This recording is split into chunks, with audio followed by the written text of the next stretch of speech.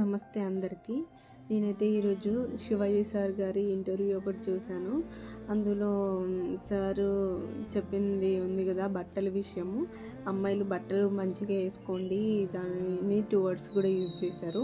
కానీ సార్ ఆ 2 words use చేయడం ఒక్కటే నచ్చలేదు. కాకపోతే సార్ మాట్లాడింది మాత్రం 100% కరెక్ట్. ఎందుకనంటే సార్ మాట్లాడింది పద్ధతి గురించి మాత్రమే మాట్లాడారు, క్యారెక్టర్స్ గురించి కాదు. అది కూడా అందరినీ అని మాట్లాడలేదు, కొంతమంది అలా ఉండే వాళ్ళ గురించి మాట్లాడారు సార్. సో సార్ మాట్లాడింది అయితే నాకు 0% కూడా తప్పు అనిపించలేదు. మీలో ఎంతమందికి కరెక్ట్ అనిపించింది, ఎంతమందికి రాంగ్ అనిపించిందో కామెంట్ కూడా చేయండి. ఇంకొకటి ఏంటిదంటే, మన ఆడపిల్లలు ఎక్స్పోజింగ్ అనేది చేయడం చాలా అంటే చాలా దరిద్రం ఈ జనరేషన్లో. ఎందుకనంటే ఒక్కొక్కరిని చూసి ఒక్కొక్కరు నేర్చుకుంటున్నారు అన్నమాట ఎక్స్పోజ్ చేయడం అనేది. సో అలా ఉండకుండా నిండుగా బట్టలు వేసుకుంటేనే మనకు అందం అని చెప్పి శివాజీ సార్ గారు మాట్లాడారు. కానీ అందులో తప్పైతే నాకేమనిపించలేదు. కాకపోతే అనసూయ మ్యామ్ వీళ్ళందరూ రియాక్ట్ అయ్యే విధానం చూస్తుంటే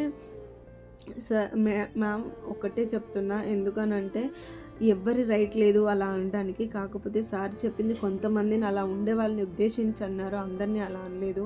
ఏ ఆడపిల్లైనా పద్ధతిగా ఉంటేనే మంచిదని చెప్పి అందరూ యూత్ బాయ్స్ అనుకునే మైండ్ సెట్ని శివాజీ సార్ అక్కడ చెప్పారని నాకు అనిపించింది. ఎందుకంటే ప్రతి ఒక్కరు బయట అబ్బాయిలు కూడా అలానే ఉన్నారు. మనం చూపిస్తేనే అబ్బాయిలు చూస్తారు. ఎందుకనంటే మనం పద్ధతిగా ఉన్నాం అనుకోండి, వాళ్ళు కూడా పద్ధతిగానే చూస్తారు, పద్ధతిగానే మాట్లాడతారు, పద్ధతిగానే ఉంటారు.